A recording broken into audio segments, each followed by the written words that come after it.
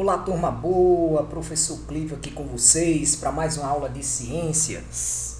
E nessa aula nós vamos estudar o capítulo 2, que tem como tema as células. Então, neste capítulo nós vamos estudar a membrana plasmática das células, o citoplasma e o núcleo. O citoplasma, claro, com todas as organelas, né? Que fique bem dito, cada organela com suas respectivas funções, assim como também o seu núcleo com suas respectivas funções.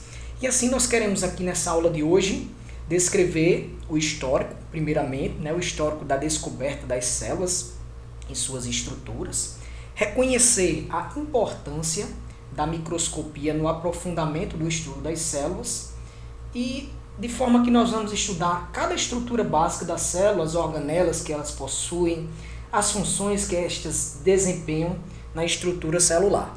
Então, pega teu material, prepara teu caderno, teu lápis para fazer tuas anotações, abre o livro na página 20 e vamos que vamos para a gente ficar um pouquinho mais sabido. Então, como vimos anteriormente, a célula ela é a unidade fundamental na composição dos seres vivos. Ela é responsável pelas atividades mais essenciais à manutenção da nossa vida e é composta por diversas estruturas que ocupam o seu funcionamento, né? Se preocupa com o funcionamento. Então, dizemos que a célula é a unidade estrutural porque ela faz parte da composição dos seres vivos. Uma unidade funcional, melhor dizendo, porque ela desempenha as funções que vão garantir a sobrevivência de nós seres vivos.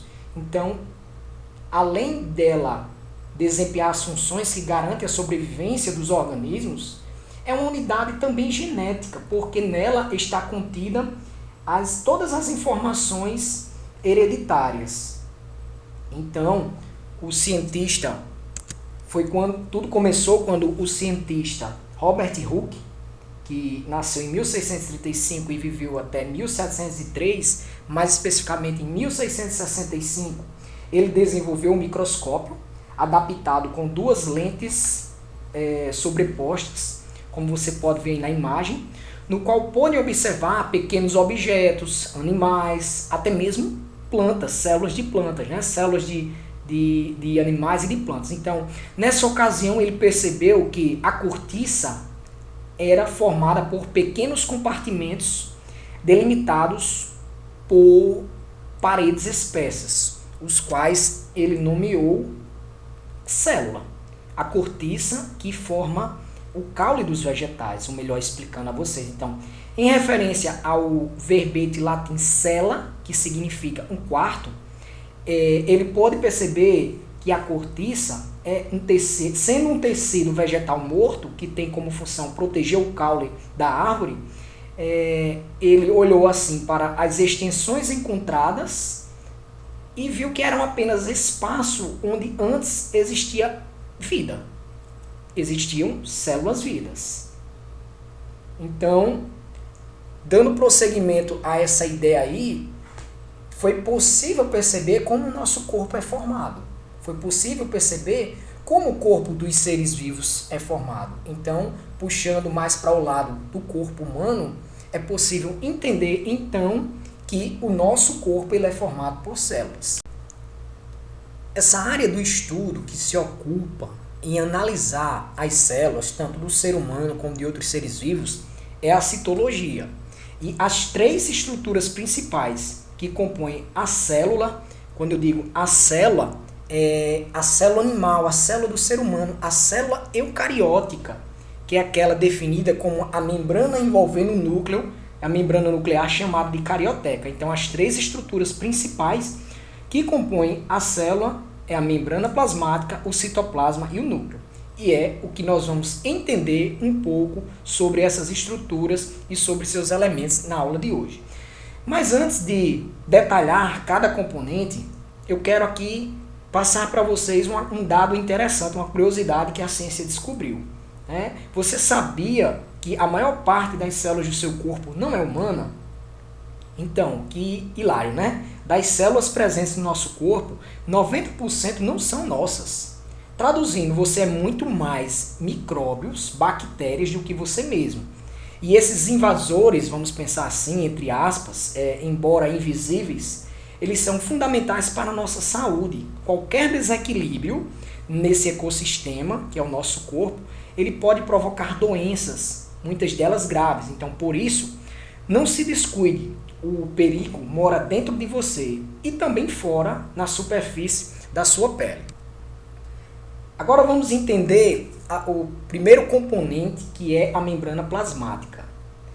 A membrana plasmática, também chamada de plasmalema ou membrana celular, nada mais é do que uma película fina elástica formada por proteínas e fosfolipídios. Então, são substâncias químicas como proteínas e fosfolipídios que envolvem a célula. Tem a finalidade de delimitar, de proteger a célula e exercer o papel fundamental no controle de substâncias entre a célula e o meio em que ela se encontra, que é regular a entrada e a saída de substâncias. Por isso, existe uma propriedade, uma característica na membrana que é classificada como permeabilidade seletiva. Então, disse pela ciência, pela citologia, que a membrana plasmática ela é seletiva. Como você pode ver aí na imagem, esse é o modelo, né, que a gente adota. Daqui a pouco eu vou explicar melhor ele, que é o modelo mosaico fluido, certo? Esse modelo, ele é o mais aceito para representar a membrana plasmática. Ele foi conhecido como mosaico fluido, o modelo mosaico fluido de Singer e Nicholson. Esse modelo ele mostra um conjunto de proteínas mergulhadas dentro de uma dupla camada de moléculas especiais de fósforos e lipídios. Então essa molécula, ou essas moléculas, podem se mover da esquerda para a direita, da direita para a esquerda, de cima para baixo, de baixo para cima. E entre as camadas, esse movimento vai permitindo a membrana, ao plasmalema, a membrana celular, se reorganizar caso seja necessário. E a partir desse movimento é possível explicar a propriedade fundamental, que é a permeabilidade, né? Que em permeabilidade seletiva é justamente a capacidade de selecionar as substâncias que entram e saem de acordo com sua necessidade. Então, se você olhar a sequência numérica, primeiro a célula recebe a informação de que tipo de molécula está para chegar, depois essa membrana celular ela importa para dentro ou exporta para fora essas moléculas, então faz esse transporte de acordo com a sua necessidade, e por fim ela ainda também tem, num terceiro momento, aí, uma capacidade de se movimentar, de se locomover, né, de se expandir também, sendo possível o seu crescimento. Então, para você ter uma ideia, existem nesse trânsito entre os elementos de dentro e de fora da célula, duas maneiras de se acontecer. As substâncias podem se deslocar sem gasto de energia, então a gente diz que há um transporte passivo, como por exemplo a entrada de oxigênio na nossa célula, assim como a saída de gás carbônico, né? Agora, quando é necessário um gasto de energia para que determinada substância entre ou saia na célula, aí a gente já identifica um outro tipo de transporte, que é o transporte chamado de ativo. Saindo de membrana, agora, chegando no citoplasma, o citoplasma ele é um dos principais elementos da estrutura celular. Trata-se de toda substância que se encontra entre a membrana plasmática e o núcleo. Então, todo o material encontrado entre a membrana plasmática e o núcleo é o citoplasma. E só a título de curiosidade, ele é formado por um material gelatinoso conhecido como citosol ou hialoplasma. Por isso que eu coloquei lá, citoplasma, citosol ou hialoplasma, porque esse material encontrado entre a membrana plasmática e o núcleo é constituído por um material gelatinoso que nós conhecemos como citosol ou hialoplasma. E suas principais funções são promover movimentos dentro da célula, produzir, transportar, armazenar e modificar substâncias.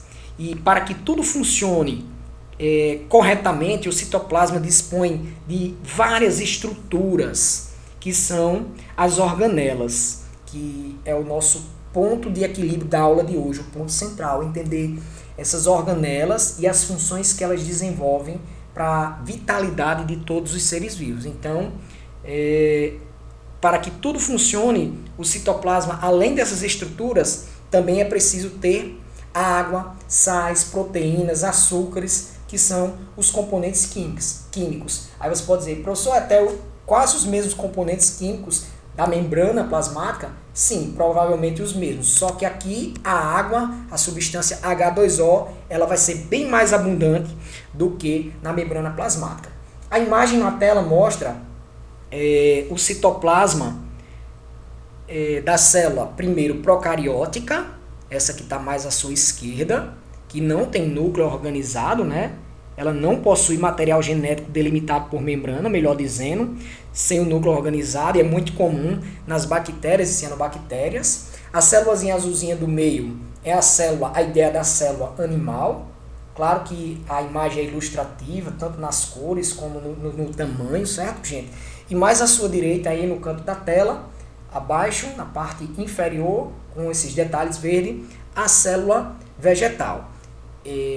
Animal e vegetal, eucariótica. Esses componentes que nós estamos estudando, é provável que pertença a elas. Já a procariótica da bactéria, a gente vai entender melhor quando for estudar o reino Monera, tá ok, turma?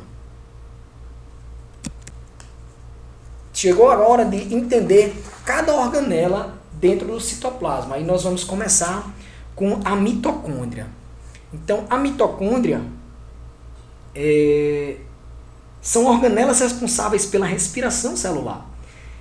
A respiração celular, gente, é uma atividade que possibilita a célula usar a energia obtida dos alimentos para obter o desempenho de suas atividades. A mitocôndria é formada, aliás, todas as mitocôndrias, porque não existe só uma no nosso citoplasma, elas são formadas por duas membranas, uma externa e uma interna, que se apresenta como se fosse um labirinto. Então dizemos que essa membrana interna é como se fosse uma crista mitocondrial. E é através da junção de glicose obtida na alimentação com o gás oxigênio, G, eu represento na equação glicose G mais o O2, que é o gás oxigênio, que irá se transformar por meio dos processos metabólicos, claro, reações químicas, em energia e liberar resíduos como gás carbônico e água. Tá aí a mitocôndria, uma das organelas importantes para a produção de energia a partir da respiração celular, que é uma função essencial para manter o ser aeróbio em condições que possibilitem a sua vida respirando o gás oxigênio. A mitocôndria entrando em ribossomos. Dentre as várias substâncias produzidas pelas células, a proteína se destaca, pois é responsável por várias atividades funcionais na estrutura celular. E as organelas que têm por função a produção, a síntese da proteína, tá aí, são os ribossomos. Eles podem aparecer tanto isolados no citoplasma, como aderidos a outra organela, como você pode ver aí próxima do núcleo, que é o retículo endoplasmático. Esses pontinhos é a representação do ribossomo. Tá certo que na imagem aqui à direita ele tem uma subunidade maior e uma subunidade menor, mas esses pontinhos podem estar soltos no citoplasma, como você pode ver, mas também pode estar aderido a outra organela que nós vamos conhecer adiante, que é o retículo endoplasmático.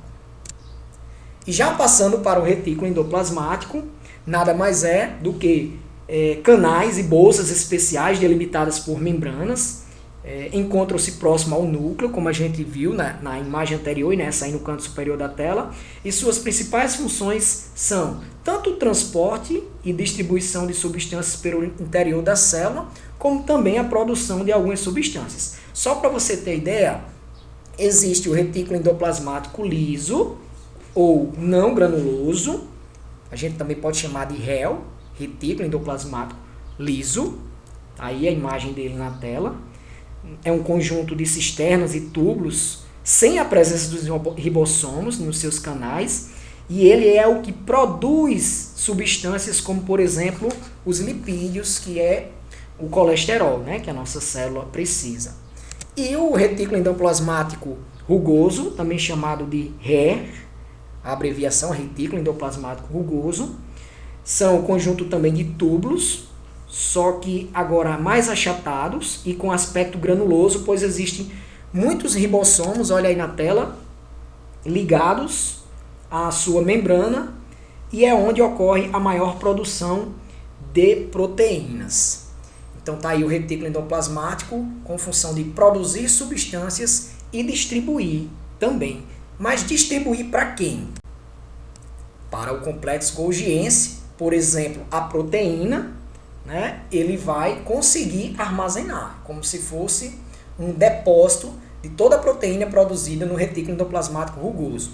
Então, olha que bacana, você tem organelas que produzem proteínas, como os ribossomos, ou até o retículo endoplasmático rugoso, organelas que transportam, como o retículo endoplasmático, e organelas que armazenam essas proteínas que são produzidas de ribossomos e transportadas pelo retículo endoplasmático, que é o complexo golgiense, que anteriormente era chamado de complexo de Golgi, ou aparelho de Golgi, né? Alguns livros têm ainda essas denominações.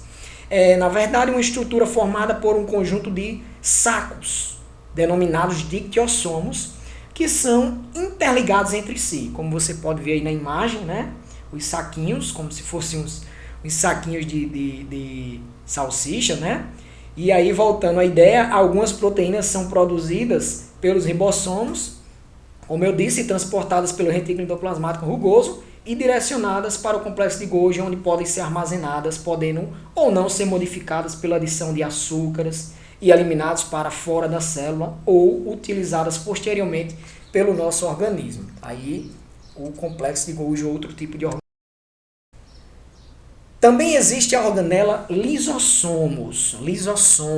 Os lisossomos são pequenas bolsas arredondadas, como você pode ver aí, ó, na imagem, que em seu interior existem substâncias que destroem ou modificam os compostos orgânicos. Então, chamamos essas substâncias de enzimas digestivas, por isso que eu coloquei lisossomos e, entre parênteses, enzimas digestivas. É através delas que os lisossomos realizam o que a gente chama de digestão celular.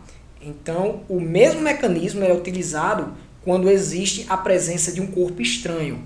E aí, o invasor estranho, como você pode ver aí na imagem, né? Querendo entrar na célula, aí os lisossomos vão atuar em defesa celular, degradando esse invasor. Então, veja que a função dos lisossomos é principalmente digestão e, na hora de um invasor, defesa celular. Não é assim? Mais uma organela que existe no citoplasma das nossas células, os centríolos. A célula ela possui uma estrutura de formato cilíndrico. Os centríolos, melhor dizendo, possuem uma estrutura de formato cilíndrico composta de 9 grupos de 3 mitocôndrios proteicos, microtúbulos proteicos, como você pode ver no canto superior da tela, a ideia dos centríolos. E onde é que ela está situada na célula, professor? Próximo ao núcleo. E ela é de grande importância, gente, para o deslocamento dos cromossomos, para iniciar o processo de divisão celular, que é o tema do nosso próximo capítulo, né? Essa estrutura, os centríolos, ela auxilia as células, orienta o deslocamento dos cromossomos durante a divisão celular, quando chega a hora de uma célula-mãe originar as suas células filhas. Ainda de organelas, existem também as chamadas peroxissomas. As peroxissomas são organelas capazes de armazenar enzimas tóxicas, né? Excessos, gente. Excessos que muitas vezes na nossa alimentação nós nos deparamos com esses excessos e aí toda essa toxina que tem no nosso corpo, como por exemplo o álcool, né, ou excesso de gordura, de fritura também, aí entra em cena os peroxissomas com a função de armazenar essas enzimas tóxicas para não ficar solta no citoplasma, prejudicando o metabolismo, e no momento certo ela será encaminhada, né, para o complexo de Golgi e poder ser liberada. Nós conseguimos conhecer aí as principais organelas com funções citoplasmáticas, funções vitais para o nosso corpo, mas do ser humano, a célula animal. É bom lembrar que existem diferenças entre a célula vegetal e a célula animal. Na verdade, para resumir, as células animais e vegetais possuem muitas semelhanças em sua composição, certo? Sua composição química, sua estrutura, as funções. Porém, a vegetal apresenta 3 características especiais, ou melhor dizendo, 3 organelas especiais que animal não tem, que são elas, né? A vegetal ela possui parede celular, plastos e vacúolos, essas 3 características especiais aí entre a membrana e as organelas do citoplasma, que no animal não tem. Então, a parede celular, os plastos e os vacúolos. Chegamos no núcleo, chegamos no centro de controle das atividades celulares. O núcleo ele vai comandar todas as atividades da célula, assim como também o mecanismo de reprodução. Foi o botânico Robert Brown que observou a existência de um corpúsculo, um corpo, arredondado no interior da célula e nomeou de núcleo, inspirado pelo vocábulo nux, que significa semente. Então, esse cientista botânico viu que dentro da célula existia uma semente que era capaz de guardar algumas informações e transmitir, né?